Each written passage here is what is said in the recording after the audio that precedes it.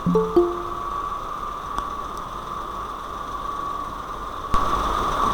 So very good afternoon, students. In our previous class, that is on last week, we had completed two things. One was conversion of a epsilon NFA to a DFA, and another was the study of milli and more machine, and the process of converting a milli to a more machine and a more to a milli machine, right? So again, as you all know, all the videos are available in your Google Classroom. If anyone have missed the class, or like on Thursday I was not able to take the live class, so all the videos are uploaded. You can refer to them at any point of time, right? So today what we are going to start off with is minimization of DFA, that is a deterministic finite automata. So firstly, why do we need to minimize a DFA? Because obviously whenever we are designing a DFA, we will try to design it with a minimal number of states, right? The design would be much more efficient and much more optimal if the number of states are less, that is we are dealing with a lesser number of states. So here we are going to learn some methods that would help us reduce the number of states, keeping the functionality of the DFA unchanged. We can actually reduce the number of states we are having in a particular deterministic finite automata, right?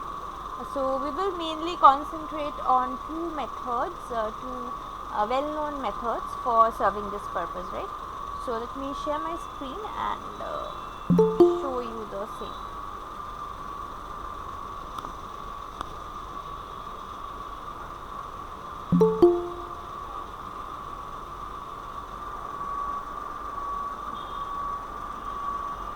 Oh, so my screen is visible, right, students? Yes, Yes, ma'am. ma'am. Oh, thank you. Yeah. So as I was saying, there are two well-known methods for minimization of a deterministic finite automata. One is equivalence theorem, another is Myhill-Nerodde theorem. So today I'll try to cover equivalence theorem, and on our next class on Thursday I'll try to cover the Myhill-Nerodde theorem, right? So I have the steps written over here for the equivalence method, which you can refer to at any point of time, but as I do, I'll switch to the example directly. Okay, you can read the steps. It's kind of an algorithm that how to minimize a DFA. I would prefer explaining the same with an example, right? So here's a DFA that is given to you, where Q0 is the starting state, as you can see, and Q1, Q2 and Q4 are the three final states, right? Okay. So the first and foremost step of solving such a question using the equivalence theorem is partition the total states into two like two domains or two sets, right? So the entire set consists of Q0, Q1, Q2, Q3, Q4, Q5. So you have to divide this into two parts. One set will contain the final states and another set will contain the non-final states. So as you can see, I have got these two sets. One contains Q1, Q2, Q4, that is all the final states that I have in my DFA, and another set comprises of Q0, Q3 and Q5, which are the non-final states of my DFA. So this is the first step of any and every question you get where you asked to minimize the DFA using the equivalence theorem, right? Now moving to the next steps. Basically, at each step we are going to partition the sets into smaller subsets. We'll see how to do that, right?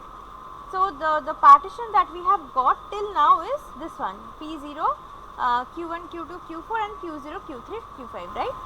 Now for calculating P1, we will check whether sets of partition P0 can be partitioned or not.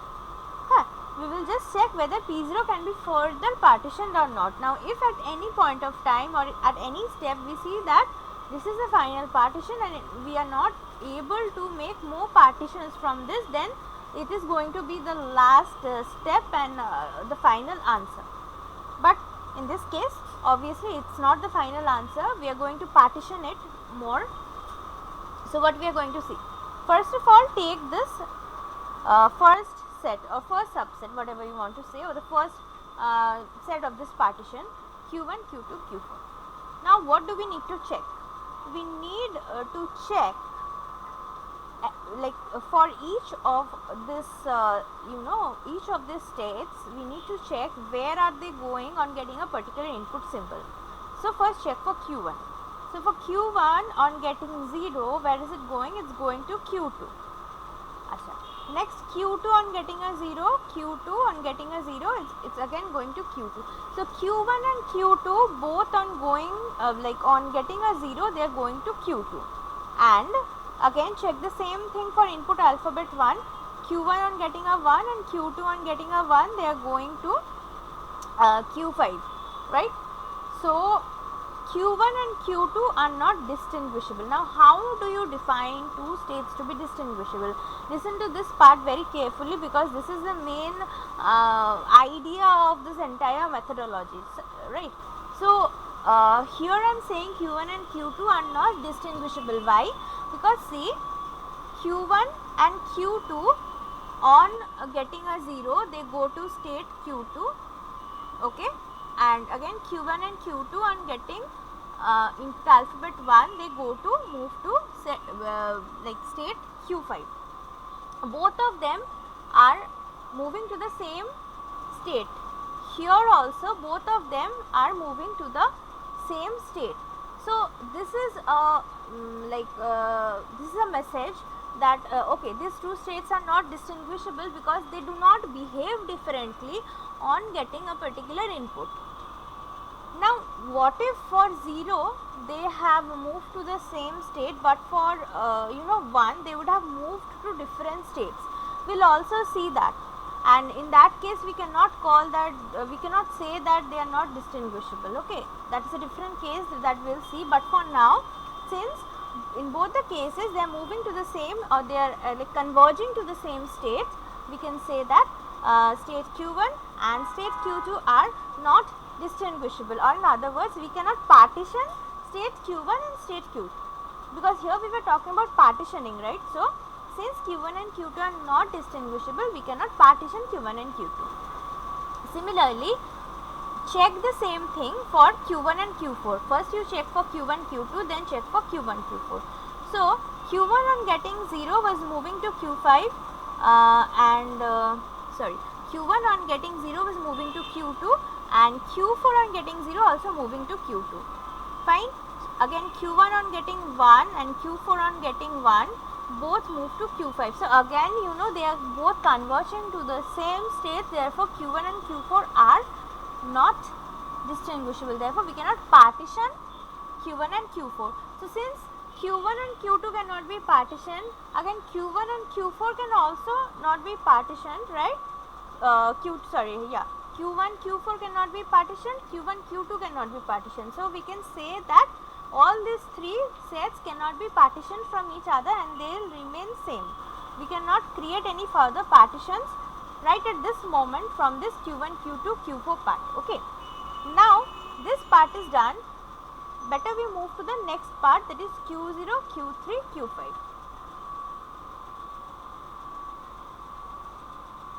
So for Q0, Q3, Q5, let us check. So firstly what we will do, the same thing we did for the previous set. First check Q0 and Q3. Okay.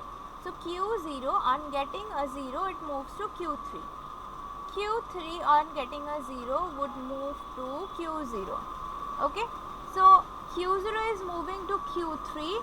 Q3 is moving to Q0. Okay. Let it be. Check for 1. Q0 on getting a 1, it's moving to Q1. Q3 on getting a 1 is moving to Q4. Okay. Now what conclusion can we draw from this? Can we draw any conclusion for this? Yes. What conclusion can we draw? So again listen to this part very carefully.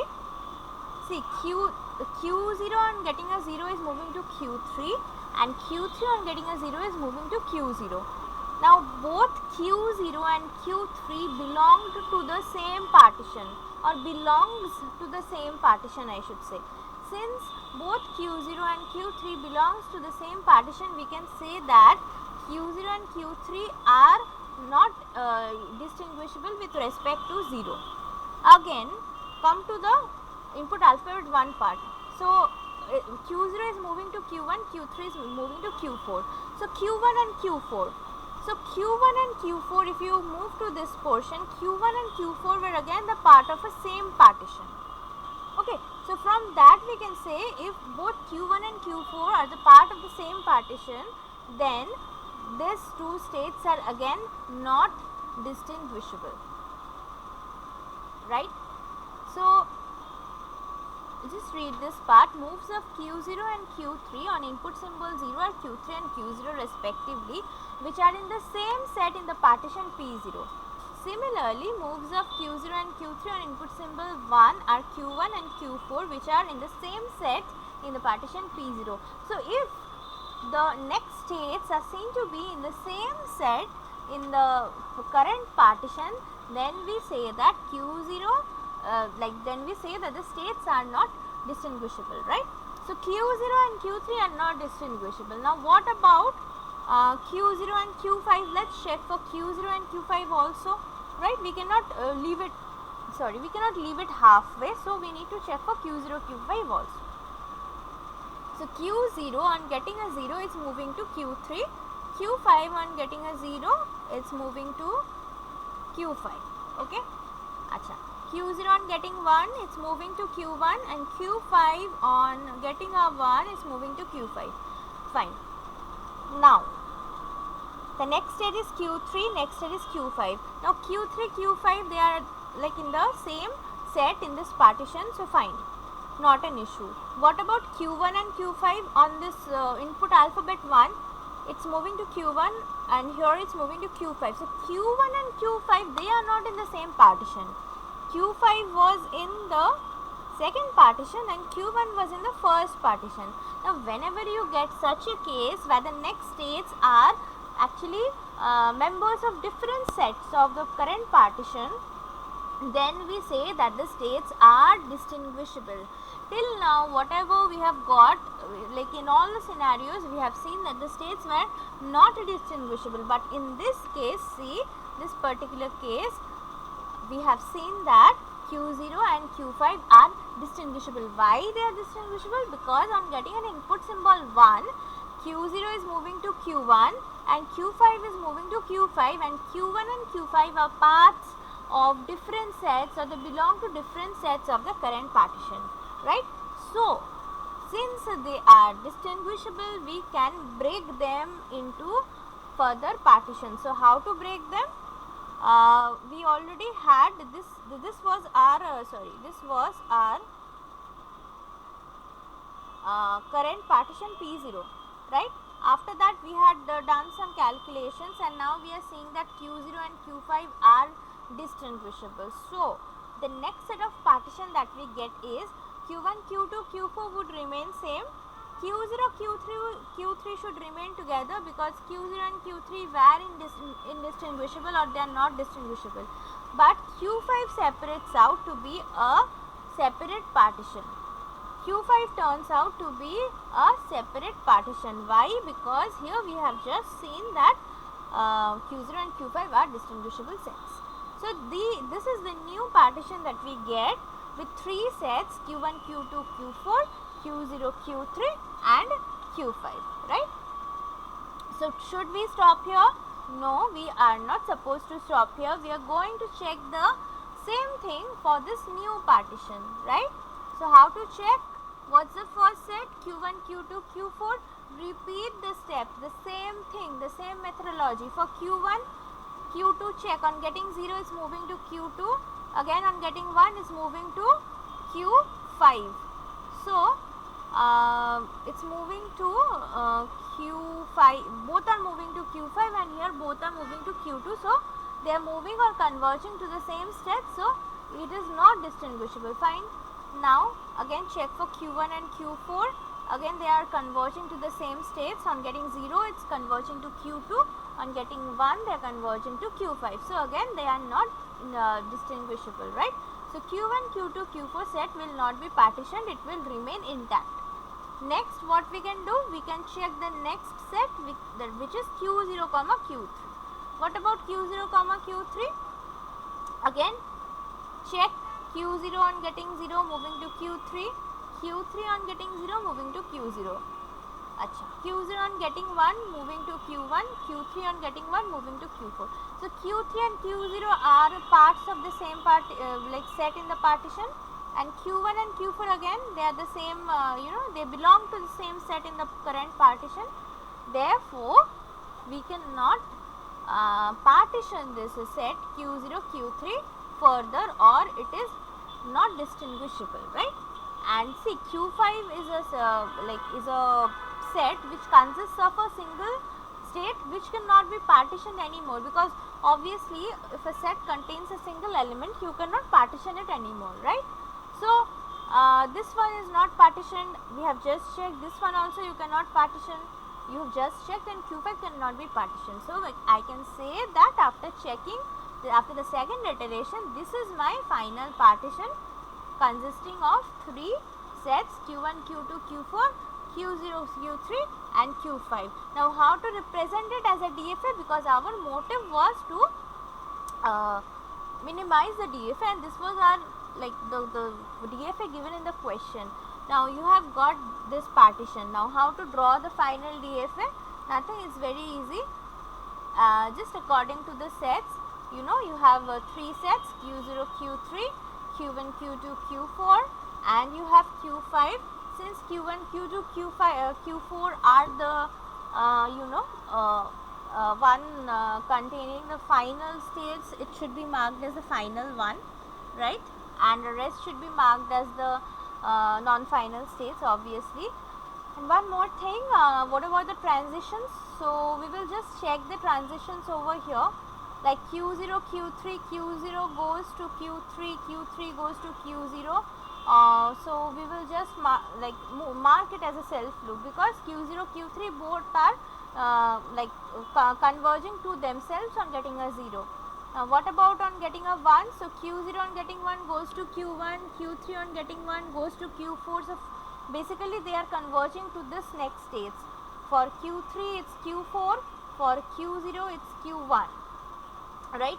Again for this state Q0, Q1, Q2, Q4, what will be the 0 transition? Just check Q1, Q2. For Q1 on getting 0 it's moving to Q2, Q2 on getting 0 it's moving to Q2, Q4 on getting 0 again moving to Q2. So I can simply put a self loop.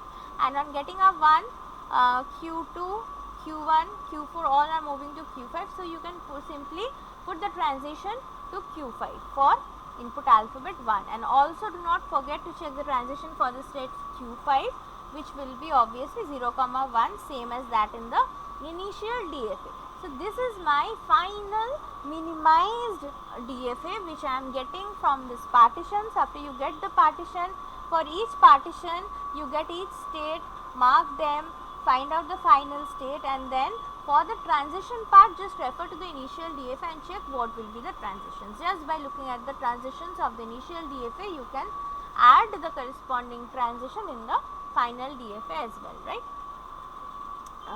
So this is the basic procedure for solving a problem, like solving or minimizing a DFA using your equivalence theorem, right?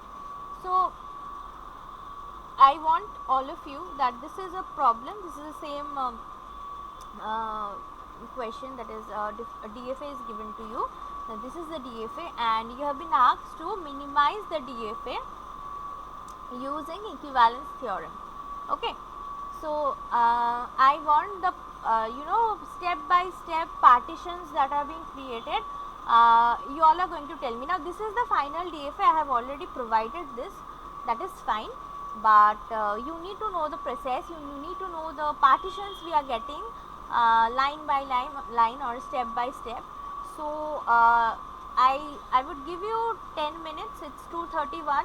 So at 2:41, I'll ask you to unmute yourself and just tell me the steps. Now, what is the partition you get in the first step? What is the partition you get in the second step? And so on. And how do you get the final DFA?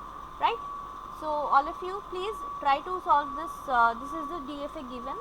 You have to minimize the DFA using the process I have just shown you, that is equivalence theorem. Okay. So please try it, all of you. I'll ask you at 2:41.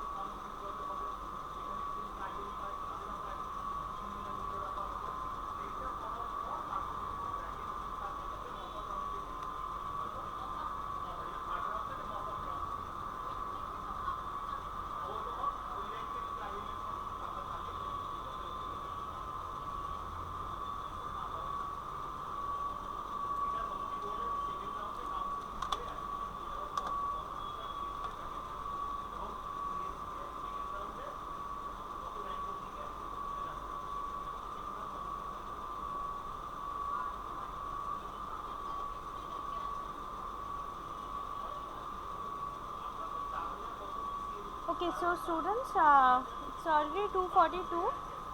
Tell me whatever you have done. So this was a question given to you, and I had asked you to do the step-by-step partitioning to get the final minimized DFA. It was already given to you. So tell me what is the answer of the first partition? That is, what is the step after you partition this DFA for the first time? What will you get after the first partitioning?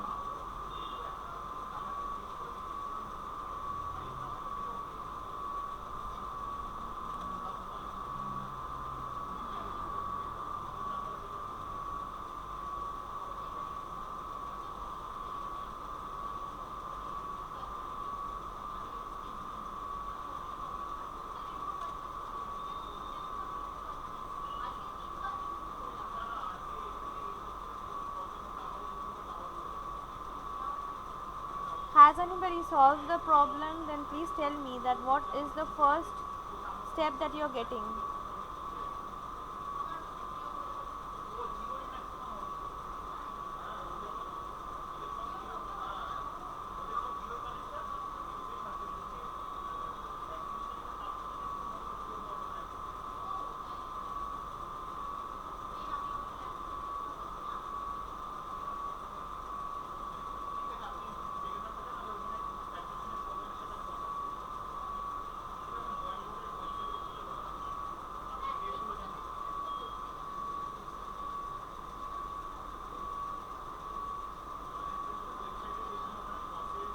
Has anybody solved the problem? Is anybody going to respond?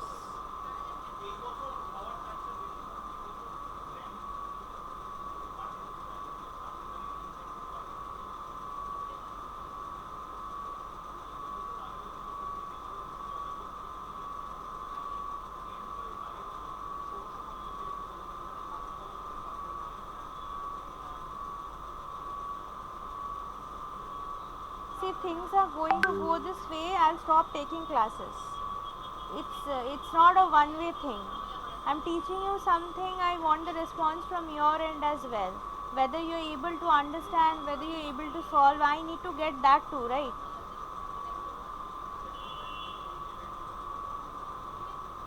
So again, you do not have any response. Well and good, very good. What I'll do is I'm going to stop taking your classes from today onwards. Okay, I'll talk to HOD ma'am, and I'll stop taking the classes. How you're going to attempt for your exams or tests, that is up to you, right? So this is the last class for the semesters that I'm taking in your section. From my portion, you won't be getting any classes from the next day. Thank you. Ma'am, excuse me. Yes. Ma'am, I couldn't understand. That's why I can't answer. Ma'am, can you explain it once more, like the question? So you all tell me, I'm here for the entire session. If you are not able to understand, then ask Sorry, me. ma'am. Actually, sorry, ma'am. We are actually uh, uh like What? scared of hearing. So please, ma'am, can you explain it to us once more? It will be very helpful. Yeah, fine.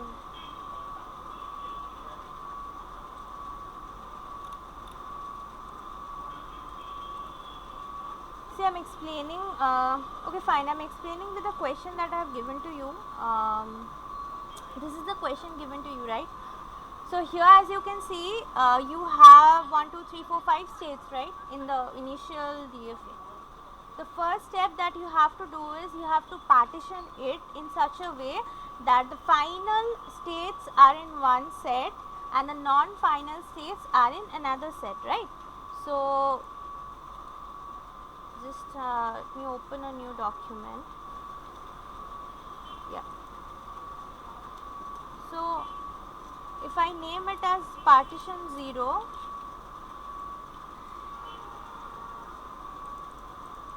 so if I name it as partition 0,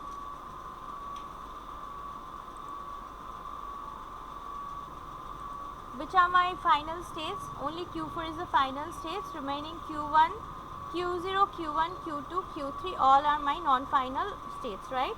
So just write Q0, comma Q1, comma Q2, comma Q3 are the part of one set, and another set we have Q4 separately. We have Q4 separately. Now this is your first partition, right? Now in the next state for partition 1, what do we need to check is Q0, Q1, Q2, Q3, are they separable? Can we separate them or can we distinguish them? How to understand that? Again, come to the diagram. See, Q0 on getting a, it's moving to Q1 state. Q1 on getting a, it's moving to Q1 as well. Again on getting B, Q0 is moving to Q2, and Q1 on getting a B, it's moving to Q3. Okay, so everything that we have seen is it's like Q0 is moving to Q1 or Q2, or Q1 is moving to Q3. So in a nutshell, we can say that any next state is a part of this particular partition. None of them are going to a separate partition, so it's fine. Now check the same thing for Q3. So if you check it for Q3 on getting a B is moving to Q4. Just check between Q1 and Q3. You have to check by pairs, right? So check between Q1 and Q3. Q1 on getting a B, it's moving to Q3. Q3 on getting a B is moving to Q4. Now this is not allowed, like not allowed in the sense whenever it's moving to Q4, it means that it's moving to a separate partition, because in this partition that we have made, Q4 is a separate set in this partition. So whenever we encounter such a situation where a particular state is moving to some next state which is a part of some other set in a partition, we can actually partition the current state to another level. So what we can do over here is, since Q3 it's behaving differently. Why it's behaving differently? Because it's moving to Q4. Q3 is moving to Q4 on getting a B, which is a part of a different set in the partition. Therefore, we can also partition Q3 to be a separate set altogether. So what we get in the next stage or next step, it's Q0, Q1, Q2 is a part of the same partition, and here we have Q3 as the second partition, and we have Q4 as another partition that was already there, right? Now in the next step, what we need to do, we have to again check whether this partition can be broken down into further smaller partitions. So we will see Q3 and Q4 are already containing single elements, so no need to check for them. You just check whether Q0, Q1, Q2 can be further partitioned, right? So again come to the figure. So let's check Q0, Q1, Q2. Now a shortcut for checking it is, if you see Q0 on getting A, it's going to Q1. Q2 on getting A is going to Q1. Fine. So if you compare between Q0 and Q2, taking a pair, so both Q0 and Q2 are moving to Q1. Fine. On getting a B, Q0 is moving to Q2, Q2 is remaining on B. So Q0 and Q2 are not distinguishable. They remain in the same partition, because the movement to next states are involving the same set in the partition. Now what about Q0 and Q1? Just compare Q0 and Q1. See, Q0 on getting a, it's moving to Q1, and Q1 on getting a, it's moving to Q1. Fine. Q0 on getting a B, it's moving to Q2, but Q1 on getting a B, it's moving to Q3. Here's the problem. Why? Because Q3 is a different set in the current partition. So we can say that Q1, again going to the diagram, Q1 is a state which is distinguishable from Q0, because why? It is moving to a state which is a part of a different set in the current partition. So we can separate Q1 from the other states. How we can do that? We can again write that the partition consists of Q0 and Q2, they are not separable, they behave in the same way. So Q0 and Q2, it's fine, they belong to the same set. Q1 has been separated. Q3 was already separated, and here we have Q4. So these are the new, this is a final partition actually, because if you check, you cannot partition it anymore. And basically this is a state, this is a state, this is a state, and this is a state. So we have 4 states in the new minimized DFA that we have got, where Q0, Q2 is one state, Q1 is another state, Q3 is another state, and Q4 is another state. So out of all these, Q4 will obviously be the final state. Q0, Q2 will be the initial state, because Q0 is present over here, and Q0 was the initial state in the previous DFA as well. If you check, Q0 was the initial state. So over here also, Q0 will be the Q0, Q2 will be the initial state. And for the transitions, you can just check the DFA over here, and basically this is Q0, Q2, this is Q1, this is Q3, and this is Q4. The transitions you can easily get from this this DFA, how how they are behaving, how they are changing.